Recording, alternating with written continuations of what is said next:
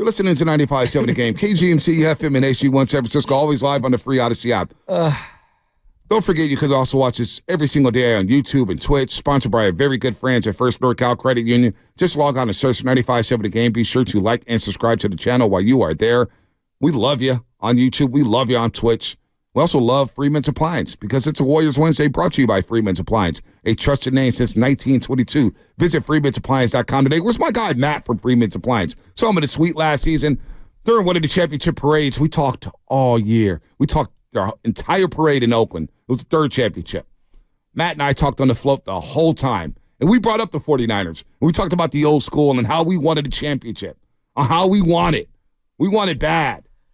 Now, Chase Young is supposed to help. And he talked to me the last few days.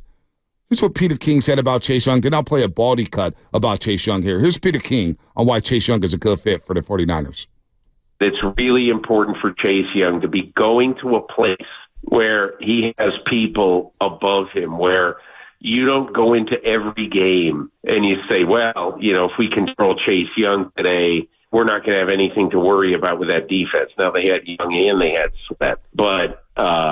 But in this particular case, I believe that he's really going to benefit from a guy like Fred Warner, from a guy like Eric Armstead, from an old friend, like Nick Bosa, because he's going to see, in the immortal words of Mike Tomlin, that the standard is the standard. Baldy on how Chase Young fits in with the 49ers. I would expect Chase to start. I think it's an upgrade. His movement is elite. I think he needs to learn a lot. I think Coach Cassera can really help him. I think he needs to learn a lot about pass rush. I think he has relied on his athletic ability for too long, which is considerable.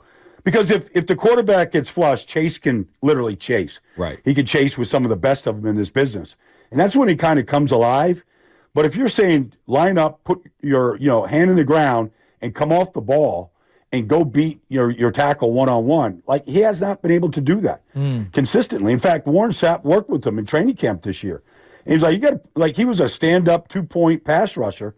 And Sapp's like, put your hand in the ground like a jet and take off. And, when he does that, he's better, but he says he doesn't see as well when his hand is down and doesn't see what's going on behind the line of scrimmage. Now, I understand there's restrictions and limitations, but I think Sarah could really work with them to get the most out of him.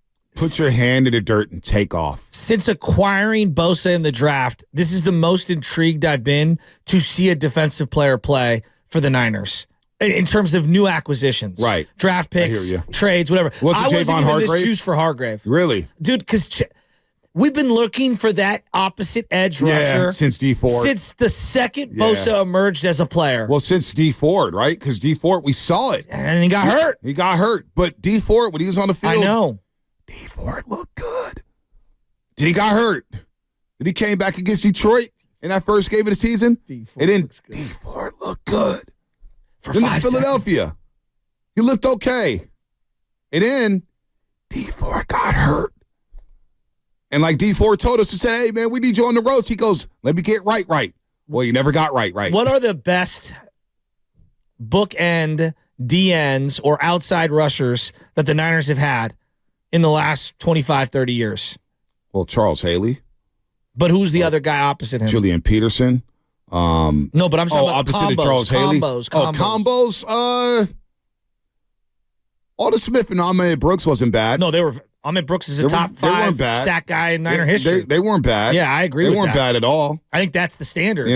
They weren't bad. So I don't want to do that to Chase Young, though. I don't even know who he is as a player. Well, he's got a guy 14 who needs career to, sacks. This is who he is as a player. Right. He's a guy who needs to take the most out of this opportunity. And like Peter King referenced, which I said 2 days prior, which is bro, you are not being asked to carry things. Well, you just need to clean things up. Well, and make the most of your opportunities. Well, when Montez Sweat got traded to Chicago, and Montez Sweat, got $75 million. Well, let's be honest though. Montez Sweat is better than Chase Young right now. Yes, but $75 million is a lot of money to give. But he is better right now than Chase Young. Agreed. He's been more consistent than Chase Young. That's why I asked the question, how come Chase Young only went for a third-round pick?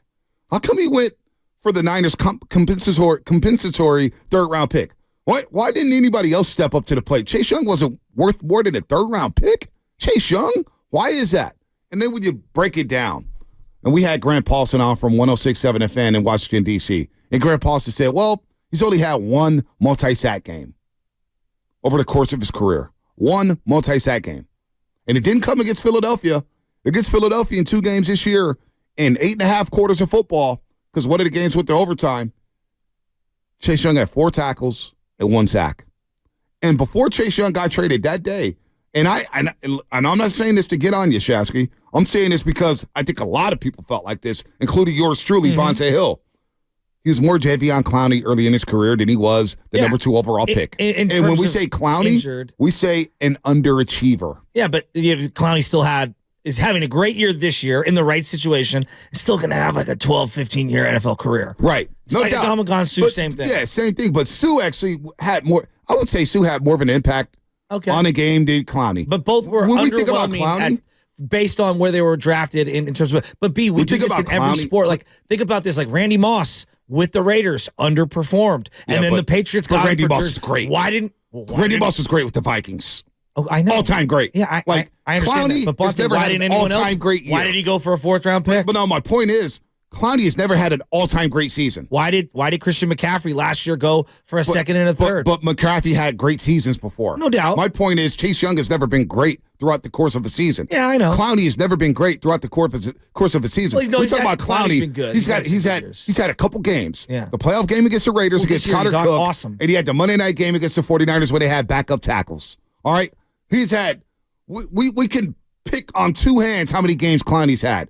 When you bring up Randy Moss had one of the greatest rookie seasons in NFL. I'm just talking about history. Depreciated value and why one team values you one way. Wes Welker was a nobody with the Dolphins. He goes to the Patriots. He's one of the greatest Patriot receivers ever. Right? So we can do that till we're blue in the face. Right. I would just say this. To find out if Chase Young is good or not, will be here in San Francisco. Yep. We're going to find out. We're going to find out. And this is his best opportunity. Right now, he enters the team as the sack leader on the year. But you know what? That means there's a lot of pressure on Chase Young to come in to save the day. We're asking him to elevate our pass rush that has a $120 million man on the offensive highest paid guy on the line. Right.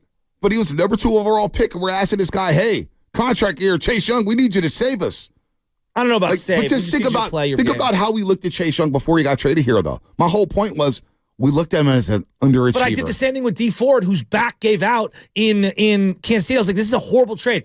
Basically a 1st-round pick and money for a guy who didn't play last year. But you know what? I give D Ford credit. He was good until he got hurt. When he was healthy, he was good. His body gave out on him. Sometimes you can't do anything about